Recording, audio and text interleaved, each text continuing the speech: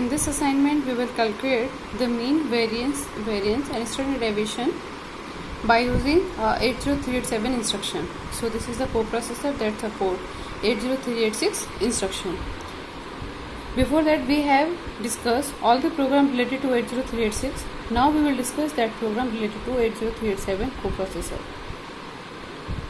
So this is the execution command NASM space -f space CLF64 program name .asm. Then you will create the executable file ld space -o space ndp means program name space program name .o, then ggp space ndp. So here you can means there is no need to use this instruction. You can directly execute, you can directly write / program name. So by using this command you can also execute the program of 80387. So this is the algorithm. So declare array to calculate mean. So here array, define double word 1.0, 1.0, 1.0, comma 1.1 and 1.5. So these are the number you initialize into array, and the array size you define by the double word.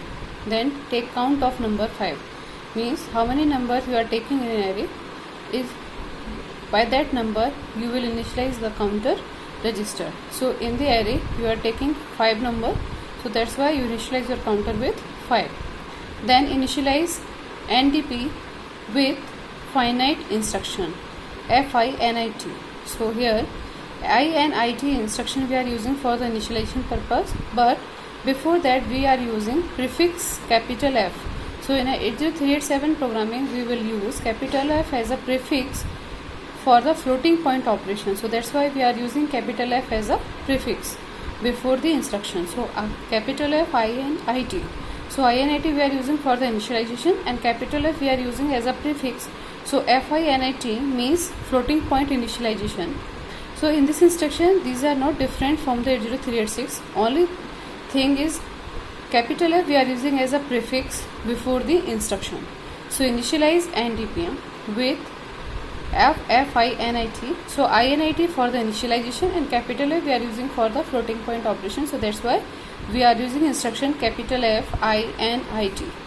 Then load 0 on top of the stack in NDP. So NDP is the coprocessor, because 80386 coprocessor, 80387 coprocessor working with the 80386, it is compatible with 80386 processor. So that's why we are using, because two processor we can use with the 80386, 80287 and 80387.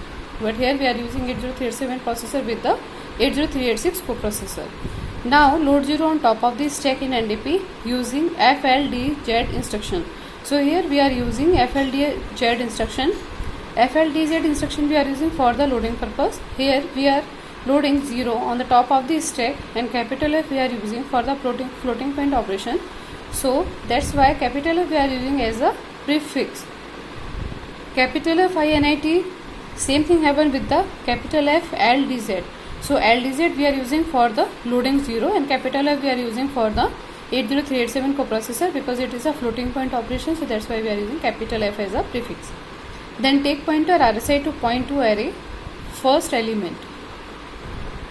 Then add first value in ST0. So ST0 basically indicate the top of the stack, then ST1, then ST2. So stack top 0, then stack top 1, stack top 2, like that. So whatever number we will add at the stack top. So here, because you are loading 0 on the stack top, so that's why we will indicate stack top by capital S capital T bracket 0. So ST0 basically indicate the stack top, and whatever we will add into the stack, we will add on the top of the stack, because in a stack everyone knows that whatever operation we want to perform on the stack, we will perform every operation like insertion, deletion, every operation we will perform on the stack top. Then increment pointer by 4 bytes, because you are taking number as a double word. So that's why for the next number we will increase the pointer by 4 bytes, because you are defining the number as a double word. Then repeat procedure till counter will not become 0, and divide by counter to top of the stack. Then store meaning variable. For displaying output, decide how many decimal points you want to display. Let's 2 decimal point you want to display. So multiply by 100 to top of the stack. decimal point will shift by 2 position right by this multiplication operation. Then store BCD of stack top in variable, and in memory this number will store like this 80 bit value. So remember 80 bit equal to 10 byte, 1 byte equal to 2 digit, 10 byte equal to 20 digit to display. So now point R8 to last position 10th byte. So take counter of 9 to display integer part. Take content of R8, convert and display 2 digit. Decrement R8 to 0.9th byte. Repeat display procedure till counter will not become 0. So display explicit decimal point. So this is the main operation.